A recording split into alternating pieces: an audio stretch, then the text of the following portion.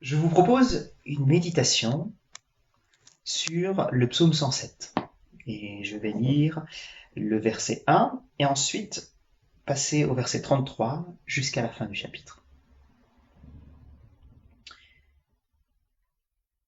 Louez le Seigneur, car il est bon, car son amour dure toujours. C'est lui qui change des cours d'eau en désert et des oasis en zones arides, ou une terre fertile en terre stérile quand ses habitants se comportent mal. Il change aussi un désert en étendue d'eau, une terre desséchée en oasis. Là, il fait vivre des affamés qui fondent une ville pour y habiter. Ceux-ci sèment dans les champs, ils plantent des vignes et ils recueillent les produits. Le Seigneur les bénit et ils deviennent très nombreux. Il ne laisse pas dépérir leur bétail.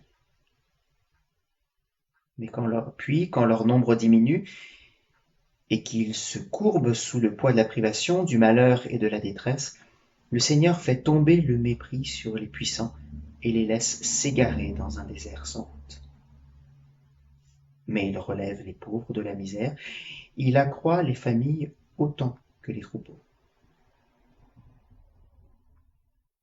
Que ceux qui mènent une vie droite se réjouissent en voyant tout cela, et que toute injustice soit réduite au silence.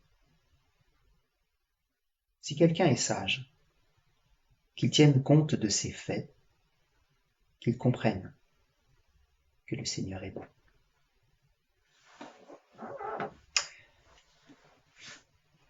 Je me rends compte, dans cette période, que je suis particulièrement sensible aux psaumes et à la littérature de sagesse. Sans doute parce que cette période où le temps change, où on est moins dans l'action, où on a le temps de réfléchir, eh bien dans ce temps, cette partie de la Bible fournit un support particulièrement utile à la réflexion. Au milieu du livre des psaumes, le psaume 107 est clairement un texte de sagesse. Si le premier verset indique qu'il s'agit d'une invitation à la louange, louez le Seigneur car il est bon, car son amour durera toujours, le contenu du chant est plutôt une longue réflexion sur les œuvres de Dieu et ce qu'il fait pour les hommes. Et après 4 strophes où l'auteur identifie plusieurs groupes de personnes qui ont pu être sauvées, il propose une réflexion plus générale sur l'œuvre du Seigneur dans le passage que nous avons lu. Et ce qu'il met en avant, c'est que le Seigneur n'est pas seulement un Dieu qui bénit et qui donne, mais c'est aussi un Dieu qui retire et qui reprend. À ceux qui ont manqué, qui sont affamés, qui sont défavorisés dans un pays aride, il donne l'abondance, comme une réparation de ce qu'ils n'ont pas eu. Mais à ceux qui ont beaucoup, qui sont puissants, favorisés par la vie, Dieu les frappe. Il retire ce qu'ils ont et ils se retrouvent dépouillés. Cette double action du Seigneur, autant dans ce qu'il donne que dans ce qu'il reprend, est présentée dans le cadre de ce psaume comme un sujet de louange. C'est que le Seigneur vient rendre justice. Il donne à ceux qui souffrent de l'injustice et vient retirer à ceux qui l'utilisent pour leur propre bénéfice. Et cette double action de rééquilibrage devrait réjouir ceux qui mettent leur confiance en lui.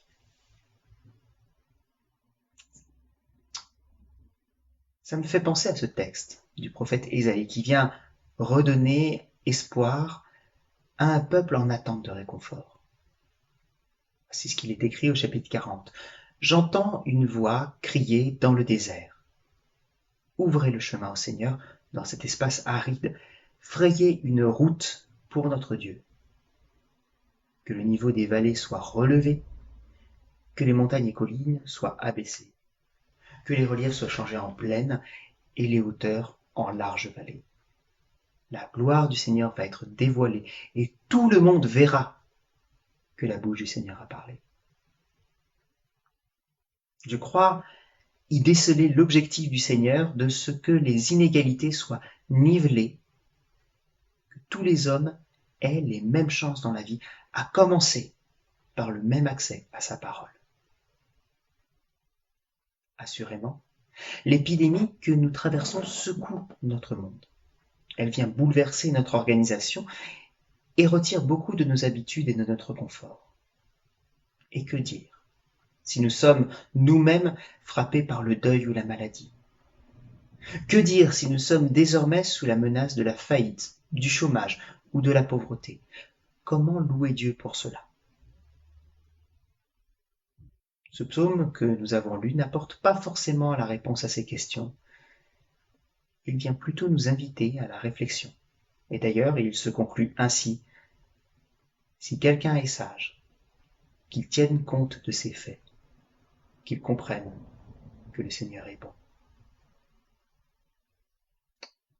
Prions.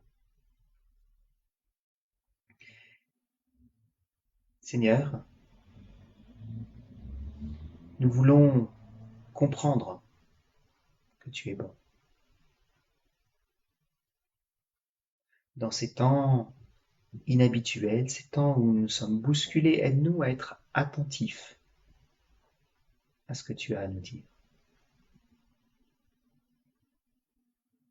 Nous nous remettons à toi, à ta sagesse, pour mieux comprendre et pour mieux vivre, pour accepter en paix et en pleine espérance ce que tu mets devant nous. Amen.